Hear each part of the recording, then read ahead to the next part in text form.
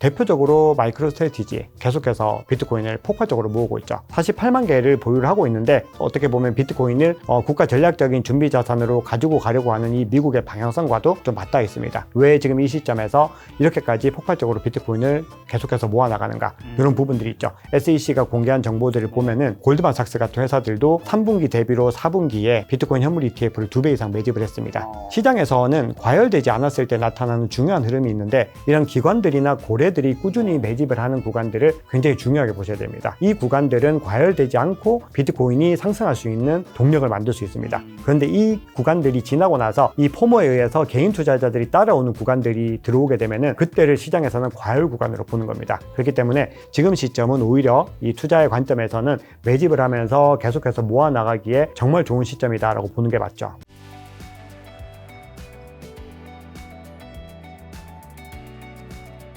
자, 비트코인 요즘에 많은 분들이 좀 물린 분들도 있고, 지금 기대했는데 기대치만큼 안 올라가고 있어서 힘든 분들 많은 것 같은데, 일단 비트코인 12월 중순 이후 지금 2달째 좀 지지부진하죠. 반감기 이후 보통 1년 정도가 상승장이라고 알고 있는데, 지금 상승장이 맞는지 아니면 상승장이 끝난 건가요? 네, 지금 대세 상승장은 진행 중입니다. 우리가 대세 상승장이라고 하는 거는 사이클의 관점이죠. 사이클의 관점에서 대세 상승장이다라는 것을 언급을 하는 거고, 그 주기에 맞춰서 해석을 한다면은 정확하게 대세 상승장이 이제 진행 중이다, 이렇게 볼 수가 있는데, 우리 투자자분들이 굉장히 좀 괴로운 포인트가 뭐냐 하면은 비트코인은 원래 이 특성상 횡보 구간이 굉장히 깁니다. 그게 우리 과거 데이터를 통해서도 증명을 할 수 있는데, 제가 장표를 하나 준비를 해봤는데, 이게 뭔가요? 자, 요 장표 한번 보시면은 비트코인이 정체되는 구간들, 즉 정체하고 있는 구간들을 표시를 해둔 구간인데, 보면은 2년 동안 2023년에서 현재 시점까지 전체 기간 대비했을 때 거의 대부분 정체를 하고 있는 것을 볼 수 있습니다. 그러니까 이 특성이 어떤 게 있냐면은, 비트코인은 정체 구간이 월등하게 길고 그 이후에 짧은 순간 크게 치고 올라가는 게 지금까지 패턴에서 늘 나타났던 현상입니다. 자, 그게 이렇게 나타나는 이유 자체는 아무래도 이 비트코인이 유동성 자산이다 보니까 어떤 내재적인 가치에 의해서 움직인다기보다는 투자자들의 어떤 수요와 공급에 의해서 자연스럽게 조정이 되는 건데, 그러다 보니까 이렇게 한번 급등을 하고 나면은 이 구간들에서 이 매물대 격전지가 일어납니다. 그러니까 여기서 털어낼 것들을 다 털어내고 굉장히 치열한 공방을 벌이면서 이 매물대를 굉장히 단단하게 만들어준다는 거죠.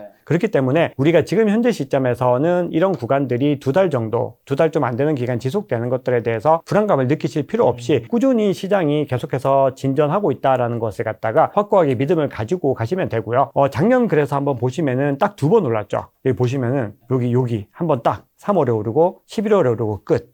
나머지 다 횡보 구간이었습니다. 그러면 2023년도는 달랐냐? 조금 더 횟수가 많았는데 5번 오르고 나머지가 대부분은 횡보 구간이었다는 거죠. 그래서 이번에 횡보 구간을 거치고 나면은 본격적인 상승 가능성이 높다라고 보고 있고요. 그리고 또 요거는 2021년도 대세 상승장입니다. 대세 상승장 1년 동안에 비트코인이 보여준 무빙이죠.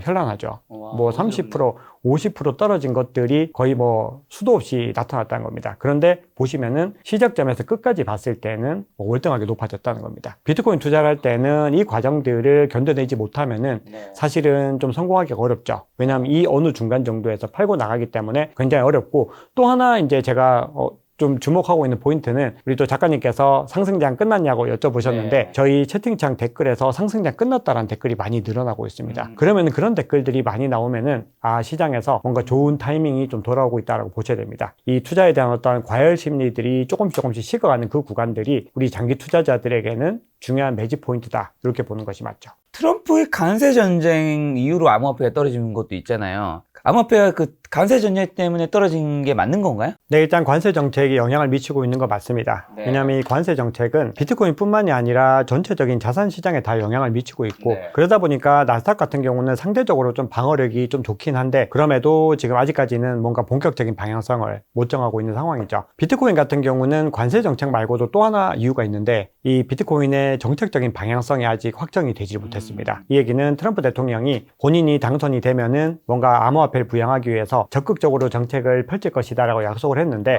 거기에 대해서 이제 의구심이 생겨버린 거죠. 그리고 그 의구심이 생겨난 게 최근에 이 크립토 차르가 긴급 기자회견을 가져가지고, 이 긴급이라고 붙여져 있으니까 많은 분들이 기대를 했던 겁니다. 우리가 이제 기대했던 것들 하나 정도 이제 던져주겠구나. 전략적 비축자산. 그렇죠. 그거를 한다라고 하기까지는 이제 시간이 좀 걸리더라도 이제 거의 확고화했다라는 것들을 좀 보여줄 줄 알았는데, 오히려 반대 행보를 보여준 겁니다. 오히려 이것들에 대해서 타당성을 검토하고 있다, 이렇게 얘기를 해보니까 보니까 시장에서는 이제 실망 매물들이 많이 나왔고 아직까지 거기에 대해서 반등을 하지 못했죠. 제대로 다. 자, 말씀하신 트럼프가 디지털 금융 기술 분야에서 어쨌든 미국 리더십 강화 행정 명령을 발표했는데 이게 정확히 어떤 내용, 그리고 트럼프가 비트코인 올해 후보 시절에 그 대통령, 그다음에 당선인 시절까지만 해도 굉장히 우호적인 모습을 보여줬습니다. 하지만 대통령 되고 나서는 입이 싹 닫고 지금 별다른 언급이 너무 없습니다. 어떤 생각을 가지고 있다고 봐야 될까요? 근데 저는 뭐 이게 지금 많은 분들이 마음이 급한 거는 저도 비트코인을 가지고 있기 때문에 이해는 가지만 내가 대통령이 되었을 때 비트코인을 뭐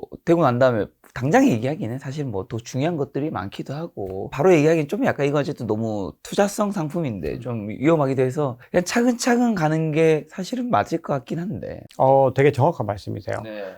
지금 트럼프가 생각하고 있는 시나리오가 아마 그런 시나리오일 거라고 생각을 하는데 네. 우리가 이제 먼저 여쭤봤던 부분이 디지털 금융 기술 분야에서 미국 리더십 강화 행정명령을 발표했다라고 되어 있는데 이 부분이 트럼프가 비트코인을 갖다가 선택하게 된 계기라고 보시면 됩니다. 자, 이 얘기는 디지털 금융 기술, 즉 디지털 자산을 이용해서 미국의 리더십을 강화한다는 건데 이 리더십이라는 게 결국은 달러 패권이죠. 달러 패권을 강화하기 위해서 현재 시점에서는 비트코인보다 더 좋은 대안이 없다라는 부분들에 트럼프 대통령이 동의를 한 거죠. 그리고 그런 심경들은 과거 1차 임기 때와는 2020년을 경계로 해서 뭔가 달라진 환경들에서 많이 비롯이 됐고요. 그러다 보니까 이제 이번 임기를 시작을 하면서 본인이 뭔가 미국의 부채 문제라든지 아니면은 계속해서 줄어들고 있는 달러 패권, 특히 패권 경쟁에서 미국과 중국의 어떤 갈등 구조에서 브릭스에서도 굉장히 좀 탈달러 움직임들이 가속이 되다 보니까 이런 것들을 뭔가 해결하기 위해서 가장 좋은 대안이 무엇인가라고 했을 때 비트코인을 선택을 한 겁니다. 자, 그런데 이런 상황에서 본인이 지금 아직까지는 뭔가 움직임을 보여주지 않는 것은 아직까지는 다른 중요한 현안들에 대해서도 같이 해결해야 되기 때문입니다. 그렇기 때문에 하나씩 행정명령에 도장을 찍는 거고, 그리고 타당성 검토란 얘기가 조금 정확할 수 있는 게 결국은 이런 우리가 앞으로 10년, 20년 그 이상 이 디지털 자산 관련된 정책들을 끌고 나가야 되는데 이걸 갖다가 아무런 검토 없이 그냥 무작정 시작하겠다 이런 것들보다는 조금 더 체계적인 검토들이 필요한 거는 맞죠. 그런데 그 과정들을 이제 트럼프 본인이 직접 하는 것이 아니라 크립토 차르와 이 실무진에게 맡기겠다라고 하는 거거든요. 근데 실무진들 살펴보시면은 대부분은 친암호화폐 인사들이고, 그렇죠. 그리고 실제로 크립토 차르가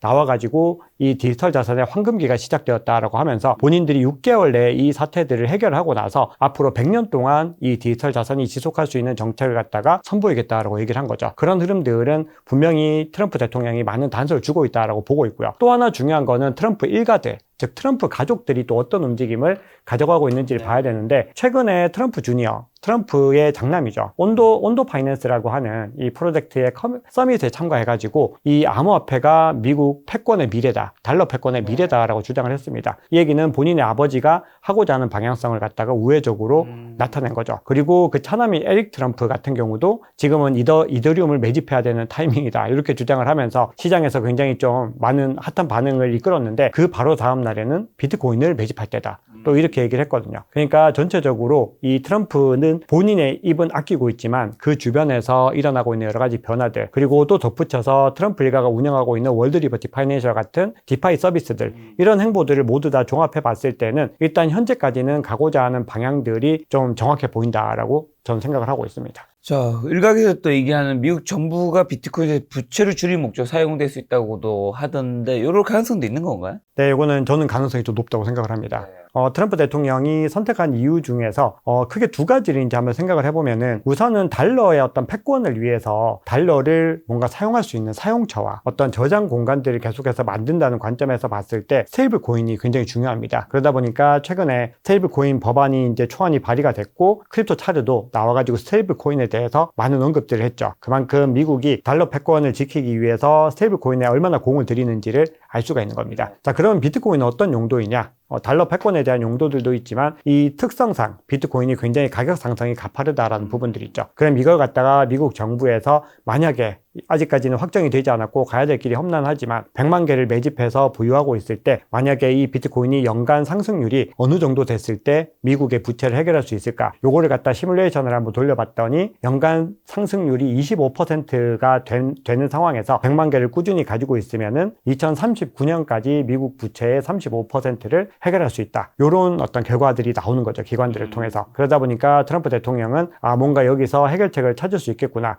이런 어떤 생각들을 하게 되는 거죠. 자, 그리고 또 미국 비트코인 ETF로 계속 자금이 들어오고 있고, 미국이 또 비트코인 전략 자산을 어쨌든 검토하고 있는 거고, 반감기 이슈도 있고, 이런 상황에서 개인 투자자분들도 매수 대기 수요도 있을 것 같은데, 상승률은 여전히 충분히 남아 있는 건가요? 많은 분들이 근데 이게 지금 며칠째 계속 빠지다 보니까 좀 약간 좀 지친 부분도 있습니다. 네, 상승 여력은 충분히 남아있다라고 생각을 합니다. 그 증거로 또 볼 수 있는 게, 요거는 이제 제가 장표를 따로 준비를 못했는데, 시장에서는 이 유동성을 계속해서 담보할 수 있는 가장 중요한 게 스테이블 코인입니다. 즉, 온체인 상에서 이 거래소로 유입되는 스테이블 코인이 계속해서 늘어나면은 이 스테이블 코인들이 결국은 이 유동성들이 비트코인을 비롯한 암호화폐 매입에 사용이 된다라는 게 가장 기본적인 전제인데, 지금 현재 스테이블 코인의 이 거래소 공급량은 계속해서 증가를 하고 있고, 만약에 미국이 이 법안들을 발의를 하고 앞으로 스테이블 코인에 대한 정책들을 꾸준히 가져갔을 때는 더 많이 시가총액이 늘어날 거다라는 거죠. 그래서 이 시가총액이 아마 올해 안에 2배 이상 늘어날 거다라고 하는 것이 기관들의 공통된 전망입니다. 그래서 첫 번째로 들 수 있는 것이 이 스테이블 코인의 공급량이고, 두 번째는 기관 수요가 계속해서 들어오고 있는데, 대표적으로 마이크로 스트래티지, 최근에 스트래티지로 이제 이름을 바꿨는데, 이 스트래티지가 계속해서 비트코인을 폭발적으로 모으고 있죠. 48만 개를 보유를 하고 있는데, 이런 흐름들이 어떻게 보면 비트코인을 국가 전략적인 준비 자산으로 가지고 가려고 하는 이 미국의 방향성과도 좀 맞닿아 있습니다. 왜 지금 이 시점에서 이렇게까지 폭발적으로 비트코인을 계속해서 모아나가는가, 이런 부분들이 있죠. 그리고 기관들의 움직임 살펴보시면은 최근에 공개된 13F에서 SEC가 공개한 정보들을 보면은 골드만삭스 같은 회사들도 3분기 대비로 4분기에 비트코인 현물 ETF를 2배 이상 매집을 했습니다.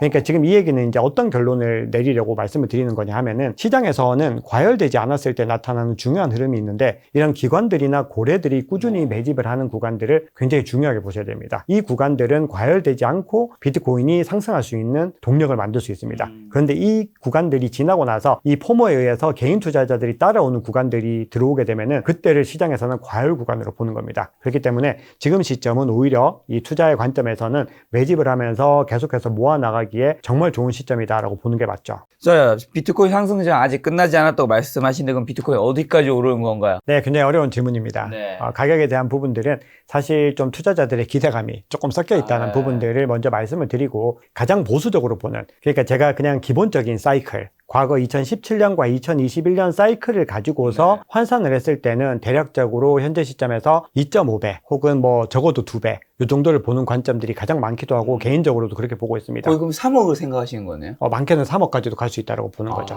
요거는 많게가 아니라 그냥 보편적인 보편적으로.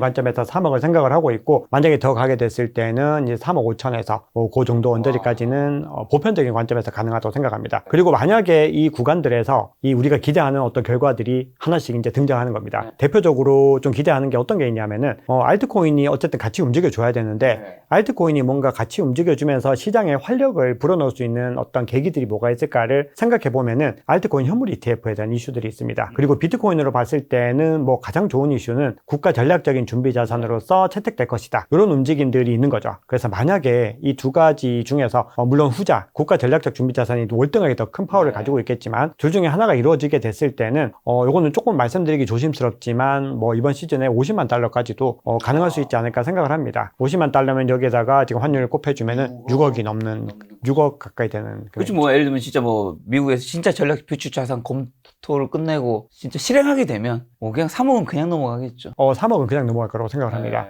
요거는 이제 포모에 의해서도 그렇고, 그때부터는 국가에서 국가 단위의 어떤 포모들 사게 되니까. 맞습니다. 그래서 요거는 어떻게 보면은 이런 관점들에 대해서 사실은 조금 조심해야 된다는 의견도 많이 있고, 사실 조심해야 됩니다. 왜냐면은 아직까지는 내러티브 단계이기 때문에 그렇습니다. 그래서 시장에서 보고 있는, 지켜봐야 되는 중요한 포인트는, 첫 번째는 100만 개를 매집은 안 하고 그냥 20만 개만 가지고 있는 것들을 그냥 가지고 있는 이 시나리오가 있습니다. 대신에 미국에서 지금 분위기들을 보면은 미국에 기반을 둔 기업이나 기관들이 비트코인을 더 활발하게 매집할 수 있게 환경들을 만들어주고 있거든요. 그러니까 그냥 미국 정부 재무부에서 그냥 100만 개를 무조건 가져간다, 요 관점뿐만이 아니라 조금 더 넓은 관점을 가져가 보시면은 사실 가격의 상승은 좀 더딜 수가 있죠. 왜냐하면 국가에서 이걸 그냥 한 번에 살 거야, 이 관점보다는 조금 더 꾸준히 길게 오래 상승할 수 있는 관점이 있고, 두 번째로 좀 봐야 되는 거는 100만 개라고 법안을 발의했지만 100만 개는 너무 많으니 뭔가 우리가 좀 타협을 해보자, 한 50만 개 정도 모아보자. 그래도 이런 관점들. 그래도 호재죠. 그것도 굉장한 호재입니다. 그래서 여러 가지 어떤 절충안들이 나올 수 있기 때문에 우리가 그냥 무조건 100만 개 된다. 이런 관점도 뭐 저는 가능성 있는 관점이라고 보고 있지만 그럼에도 투자의 관점에서 이런 기대에 의해서 배팅하는 건 너무 위험하니까 좀 보편적인 관점들, 뭔가 여러 가지 경우의 수들을 좀 고려해 보는 것이 낫지 않을까 그렇게 생각을 합니다. 자, 하지만 요즘에 비트코인 가격이 좋지 않다 보니까 안 좋은 뉴스는 원래 그럴 때 같이 나오는 거죠. 빌 게이츠는 가상화폐 전혀 쓸모없다고 말했습니다. 그리고 노벨 경제학자 수상자 유진 파마 시카고대 교수는 비트코인 가치는 10년 안에 빵원으로 수렴할 것이다. 빵원 이야기 또 굉장히 오랜만에 나왔습니다. 왜냐하면 계속 오르다 보니까 어느 순간 빵원은 안 될 것이다 라고 사람들이 생각을 했는데 어쨌든 근데 절대 무시할 수 없는 두 분이죠. 한 분은 세계 8위, 전 세계 8위 부자, 한 명은 이제 노벨 경제학상을 받은 분입니다. 이런 의견은 어떻게 보시나요? 저도 이런 분들의 의견을 굉장히 존중해야 된다고 생각하는 편입니다. 다만 그럼에도 이런 권위에 의해서 우리 투자자들이 흔들리면 안 된다라는 관점도 가지고 있는데요. 두 사람의 관점을 조금 다르게 봐야 될 것 같습니다. 우선은 이 빌 게이츠의 관점은 개인적으로 기업가이기 때문에 조금 의도가 더 있다고 생각을 하고요. 유진 파머 교수 같은 경우는 학자이기 때문에 또 다른 어떤 조심성들을 봐야 된다고 생각을 하는데 우선 빌 게이츠부터 한번 살펴보면은 이 빌 게이츠가 최근에 이제 마이크로소프트에서 투표가 있었죠. 주주총회를 통해서 비트코인을 도입하자. 우리도 자산으로 넣자라고 했는데 압도적인 표차로 반대가 됐습니다. 그러니까 이 마이크로소프트의 주주들은 거의 대부분 비트코인 도입을 바라지 않는 겁니다. 맞아. 그러면은 빌 게이츠도 그런 입장들을 굉장히 많이 고려를 해야 되는 거죠. 그러면 왜 이 입장들이 비트코인을 바라지 않는가를 생각해 보면은 현재 시점에서 마이크로소프트가 가고자 하는 사업 방향성과 비트코인은 큰 관계가 없다라는 부분들과 더불어서 별로 이것들에 대한 필요를 못 느끼는 거죠. 그러니까 이미 사업이 우리 되게 잘 돼. AI도 지금 굉장히 잘 되고 있고 뭔가 계속해서 새로운 신산업을 하고 있는데 우리의 어떤 경우의 수에서는 아직까지는 비트코인의 채택에 대한 부분들은 소극적인데 비트코인에 대해서 갈 거야 이런 얘기를 하는 것은 별로 의미가 없다는 거죠. 그렇기 때문에 이 빌 게이츠가 하고 있는 얘기들은 그런 어떤 의도들을 좀 생각을 해봐야 된다고 저는 생각을 하고 있습니다. 그런데 유진 파머 교수 같은 경우는 조금 차이가 있다라고 보는데 아무래도 이제 노벨 경제학상을 받은 학자이시기도 하고 그리고 경제에 대해서 굉장히 해박한 분인데 이분의 연세가 이제 86세 정도 되십니다. 굉장히 좀 오랫동안 전통 금융에 대한 그리고 전통 경제를 연구하신 분인데 그러다 보니까 이분에 대해서 좀 폄하의 의견은 전혀 아니고 뭔가 이 관점에 대한 것들을 변화시키는 것들에 대한 어떤 소극성이 있죠. 그러니까 본인도 근데 굉장히 또 열려 있으신 게 이거는 나의 기대라고 얘기를 했습니다. 그렇죠. 마지막에는 기대치다. 아닐 수도 있다. 아닐 수도 있다까지 얘기했습니다. 그만큼 나는 열려 있는데 어쨌든 나의 의견은 아무래도 이게 거품인 것 같다. 근데 이걸 한번 뜯어보면은 우선 자산에 대한 부분들을 이 비트코인의 다면적인 자산 속성을 갖다가 파머 교수는 고려를 하지 않습니다. 근데 이거는 굉장히 전통적인 자산군의 기준으로는 이 비트코인은 어울리기 힘든 굉장히 이상한 종류의 이질적인 것이다. 이게 첫 번째인데 이걸 갖다가 처음부터 수용을 하지 않는 거죠. 그러다 보니까 어떻게 또 말씀을 하시느냐 하면은 이거는 화폐라 그랬는데 변동성이 이렇게 큰데 화폐를 어떻게 써? 이렇게 말씀을 하시는 거죠. 그 얘기는 지금 현재 비트코인이 가지고 가고 있는 이 가치 저장 수단으로서의 어떤 가치들에 대한 부분들을 일정 부분 좀 폄하하고 계시는 게 있고 두 번째는 이 수요와 공급에 의해서 형성된 이 가치들 즉 비트코인은 내재적 가치가 없다라고 하는데 이 가치들 이 비트코인이 만들어내는 수요와 공급에 의한 이 유동성에 의한 가치들에 대해서 뭔가 시장에 대한 불신들이 있습니다. 시장은 굉장히 효율적이고 어떻게든 효율적인 방식과 합리적인 방식으로 이 균형을 만들어내는데 여기에 대해서 유진 파머 교수는 좀 불신하고 있는 그런 목소리들을 내고 있는 거죠. 그러니까 결론적으로 봤을 때 저희 투자자들이 비트코인에 대한 이 가치, 이 자산으로서의 가치를 확고하게 알고 있다라고 하면은 이런 분들의 말씀을 분명히 경청은 해야 되지만 여기에 따라서 뭐 두려워하거나 이럴 필요가 없다라고 저는 생각을 하고 그만큼 투자를 할 때는 내 중심을 갖다가 확고하게 잡아가야 한다. 이런 부분들을 이분들의 말씀을 통해서 저는 조금 더 깊이 알 수 있게 됐습니다. 그리고 사실 비트코인 요즘에는 좋게 얘기하시는 분들이 옛날에는 한 2년, 3년 전만 해도 화폐의 가치가 있다, 화폐 달러를 바꿀 수 있다 이런 얘기 되게 많았지만 요즘 요 얘기 쏙 들어간 것 같아요. 맞습니다. 요즘에 화폐 얘기를 하지 않고 자산이다 이거는. 맞습니다. 요 얘기로 많이 간 것 같다는 생각이 들고 그리고 또 중요한 거는 사실은 뭐 이게 이제 안 좋게 얘기하시는 뭐 빌 게이츠 분이라는 얘기도 있고 유진 파머 교수님도 있지만 사실 또 좋게 얘기한 거에 이분들의 필적하는 분들도 있거든요. 사실은 상승에도 당연히 그 주요 오피니언 리더가 있고 하락에도 있고 여기서 좀 중요한 포인트는 이제 시간이 지나면서 확실히 근데 옛날에 부정적으로 생각하던 분들이 긍정으로 바뀌고 있는 케이스는 많잖아요. 트럼프도 마찬가지고. 맞습니다. 비트코인을 긍정으로 생각하는 사람이 부정으로 생각 바뀐 사람은 잘 없더라고요. 그렇죠. 많지 않습니다. 네. 대표적으로 이 블랙스완 쓴 나심 네. 탈레브 같은 경우가 좀 대표적이고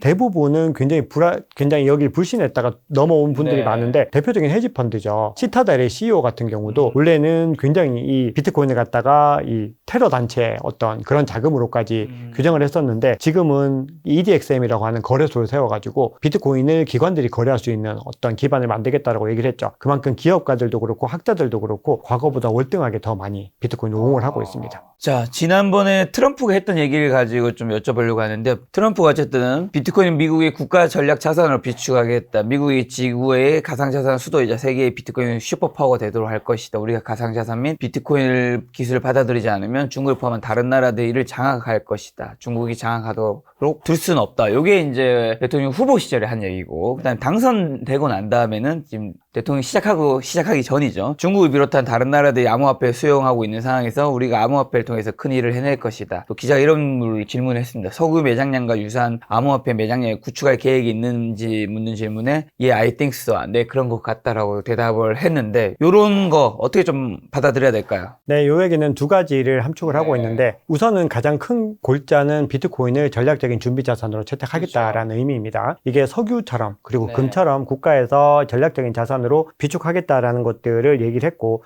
그 근거로 들고 있는 게 결국은 중국이죠. 중국이 이제 이것들을 차지하기 전에 가져가겠다라는 건데 이게 우리가 역사를 좀 한번 되돌려 보면은 원래 2017년, 사실 2021년까지도 거의 그런 기조들이 많았는데 비트코인은 중국인들이 월등하게 많이 가지고 있었습니다. 거의 비율 자체가 80% 이상은 중국인들이 가지고 있었을 정도로 굉장히 많은 어떤 자산의 편중이 있었는데 그러다 보니까 미국의 관점에서 봤을 때는 중국이 그렇게 주도하고 있는 자산들을 갖다가 부양해 줄 수가 없는 거죠. 이미 우리가 시작할 때부터 이 주도권을 가지고 왔으면은 우리가 어떻게든 더 부양을 하겠지만 트럼프 임기가 시작됐던 그 당시는 중국이 이 시장을 완전히 주도하고 있었다는 겁니다. 그런데 이제 임기가 끝나고 나서 여러 가지 변화들이 있었는데 그거는 이제 뒤에서 조금 더 자세하게 말씀드릴 부분들이 있을 텐데 결국은 이 시장의 환경들이 바뀐 게 이 시장에서 중국이 이제는 좀 많이 도태가 된 거죠. 계속 스스로의 어떤 선택에 의해서 중국이 도태가 되면서 이 기회에 비트코인을 갖다가 미국이 이제 가져가겠다라는 부분들을 이제 천명을 한 겁니다. 그런데 그 전까지는 원래는 이제 그럼에도 불구하고 트럼프 대통령의 입장에서는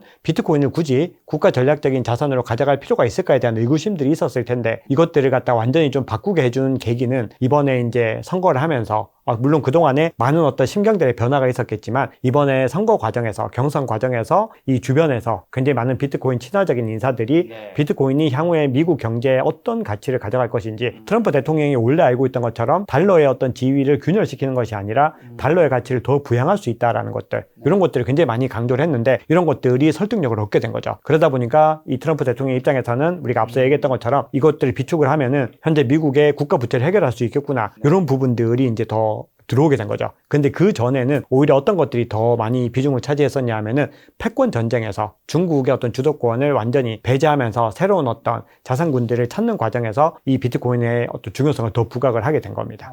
근데 미국 정부가 이 비트코인 보유, 친가상 자산 규제 확립 등 가상자산 관련 공약을 이행하지 않을 가능성은요? 사람들은 사실 지금 가격이 떨어지고 있는 이유는 이거에 대한 이제 믿음이 이제 깨지고 있는 거라 저는 생각하거든요. 왜냐면 뭐 판 깔아놓은 거는 뭐 말도 해놨고 뭐 자식들도 그런 것들을 하고 있고 플러스 뭐 재무장관, 상무장관, SEC 의장 그다음에 차르 다 해놨지만 일단 트럼프가 아주 요만큼이라도 코멘트를 안 하니까 이거 우리가 생각한 판으로 안 갈 수도 있구나 라는 그 의심이 사실 지금 비트코인은 엄청 떨어지지 않았지만 그 알트코인들의 폭락을 만드는 거잖아요. 네, 그렇죠. 어떻게 보세요? 이런 거 이행하지 않을 가능성. 그래서 사실 이것도 있는 거잖아요. 이행하지 않을 가능성이 충분히 있습니다. 그렇죠. 근데 그 전제가 있는데 트럼프가 우리가 이제 얘기하고 있는 기조가 굉장히 일관성 있게 지금 가고 있는 부분들이 결국은 트럼프 대통령이 이거를 왜 받아들이는가 이 부분들을 우리는 의심이 날 때마다 좀 고민을 해볼 필요가 있습니다. 그러면 우리가 지금 현재 시점에서 트럼프 대통령이 받아들인 이유는 달러의 어떤 용처들이 계속해서 줄어들고 있다는 거죠. 결국 탈달러 움직임들이 가속화되고 중국이 미국의 채권을 계속해서 팔고 금을 매집하고 있다. 요거는 뭐 오래전부터 계속해서 이어져 온 어떤 현상들이고 실제로 그러다 보니 보니까 미국의 어떤 채권들의 가치, 미국의 어떤 국채 가치 자체도 계속해서 흔들릴 수 있는 거죠. 결국은 이거는 달러의 위상으로 연결이 되는 것이기 때문에 이것을 지켜낼 수 있는 가장 중요한 도구가 뭔지 생각해 보면은 기본적으로 이 암호화폐 자체에 대해서는 집중을 할 가능성이 높다고 생각을 합니다. 그러면 이 중에서 어떤 것들을 트럼프 입장에서는 가장 주목을 해야 될까를 생각해 보면은 역시나 모든 사람들이라고 하기에는 좀 오해가 있지만 가장 많은 사람들이 가치가 있다라고 믿고 있는 비트코인을 선택할 가능성이 높다는 거죠. 그럼 이걸 선택했을 때 미국이 어떤 지정학적인 패권을 가지는데 그리고 달러 패권을 유지하는데 가장 도움이 될 수 있다라고 생각을 하는 것 같습니다. 그런데 최근에 이 크립토 차르가 나와서 인터뷰를 할 때 어떤 얘기를 했었냐면은 굳이 비트코인이라고 얘기를 하지 않고 디지털 자산이라고 얘기를 했죠. 이 얘기는 비트코인뿐만이 아니라 여러 가지 어떤 디지털 자산들, 즉 온체인에 기반을 둔 여러 디지털 자산을 갖다가 다 함축해서 뭔가 이 패권을 유지하는데 사용할 것이다 라는 관점들이 나오고 있기 때문에 여기에서 이제 많이 부각이 되고 있는 게 스테이블 코인 중에서도 USDC, 미국에 기반을 둔 USDC와 그리고 솔라나와 리플도 언급이 되는 거죠. 이 두 가지 자산도 미국에 기반을 두고 있고 또 많은 사람들의 어떤 사용성들과 어떤 사랑을 받고 있는 코인들이고 그리고 이 미국에 기반을 두고 있다는 이 장점들이 굉장히 지금 현재 시장의 내러티브의 메인스트림이기 때문에 뭔가 선택을 받아서 국가 전략적인 자산으로 채택될 수 있지 않을까 이런 궁금증들이 나오고 있는 거죠. 그렇기 때문에 현재 흐름들이 그냥 트럼프가 본인의 입으로 직접 언급을 하지 않을 뿐이지 전체적인 정황 자체의 고리들은 계속해서 맞춰지고 있다라고 봐야 되고 그리고 김 작가님 아까 말씀 주셨던 것처럼 이 인사들, 주요 인사들이 지금 계속해서 친암호화폐로 그렇죠. 구성이 되고 있는데 오늘 이제 발표된 것 중에서 CFTC 상품 선물 거래소의 위원장도 친암호화폐 인사가 발탁이 됐는데 오늘요? 네, 오늘 이제 인선이 됐다라고 이제 지명이 됐다라고 나왔는데 그게 A16G라고 해서 앤드리슨 호로위츠라고 하는 이 암호화폐 시장의 가장 대표적인 VC에서 근무를 했던 인물입니다. 근데 그 인물은 어느 정도까지 발언을 했냐면은 SEC 게리 갠슬러를 향해서 도둑놈이라고까지 얘기를 했습니다. 그 정도로 SEC의 그 정책들에 대해서 강성의 어떤 반대를 했던 그런 인물들을 CFTC 위원장으로 지명을 하고 있고 그리고 통화감독청 OCC의 위원장도 이번에 또 지명이 됐다라고 기사가 전해지고 있는데 역시나 친암호화폐 인사입니다. 거기다가 국회 인사들도 살펴보면은 현재 상원의 은행위원회 위원장도 그렇고 하원의 금융서비스위원회 위원장도 다 마찬가지죠. 모두 다 친크립토 인사들로 거의 뭐 이렇게까지 친크립토 인사로 해도 되냐 싶을 정도로 다 그렇게 구성을 했다는 겁니다. 그러니까 결국은 내가 직접 하지 않더라도 당신들이 알아서 실무진들이 뭔가 이 방향을 만들어 주겠지라고 하는 트럼프 대통령의 어떤 강력한 믿음들이 들어가 있는 것이 아닌가 생각을 합니다. 굳이 그렇게 안 할 거면 거기에 인사를 그런 분들로 다양하게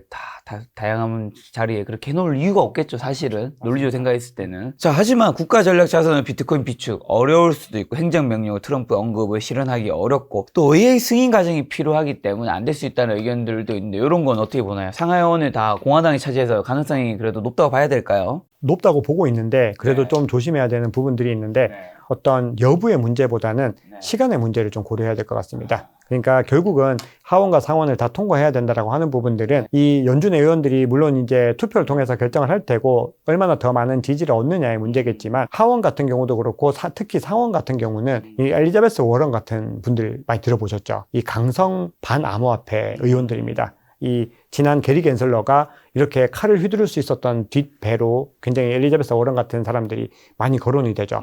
그러면 이런 인물들이 아직까지 여전히 의회에서 자리를 차지하고 굉장히 입김을 많이 발휘하고 있는 상황에서는 사실은 그런 것들이 한 번에 아주 쉽게 통과될 거다 이렇게 생각하기는 좀 어렵습니다. 다만 그럼에도 앞서 우리 공화당이 하원과 상원을 다 차지한 데다가 현재 위원장들의 스탠스도 그렇고 전체적으로 이번에 선출된 의원들의 전체적인 어떤 현황들에서도 친암호화폐 인사들이 많이 있다는 거죠. 그러면은 결국은 시간이 좀 걸리겠지만 그리고 어느 정도 절충안이 나타나겠지만 암호화폐 중장기적으로는 뭔가 긍정적인 어떤 흐름들을 가져갈 가능성은 조금 더 높다라고 생각을 합니다.